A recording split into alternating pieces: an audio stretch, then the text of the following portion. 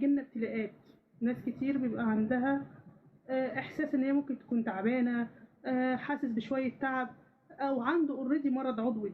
تمام. وفي ما بيكونش للاسف هو اوريدي عنده مرض عضوي اصلا، بس هو عنده مشكله نفسيه شبيهه بالوسواس القهري. عنده وسواس ان هو فاكر نفسه ان هو عنده مرض وهو ما عندوش المرض ده.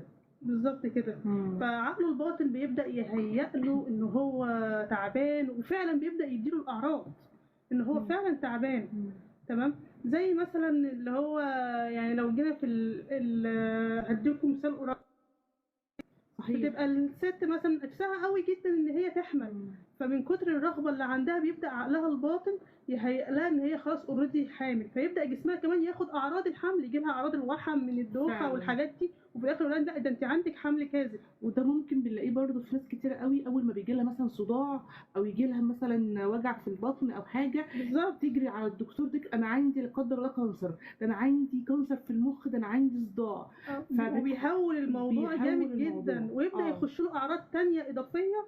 صحيح. مش بسبب المرض العضوي اللي عنده، لا، بسبب عقله الباطن ان هو خلاص هيأ له ان انت عندك فعلا المرض ده، وبيديله الاعراض دي. يا جماعه قوه العقل الباطن اكبر ب10 اضعاف من قوه العقل الواعي. صحيح.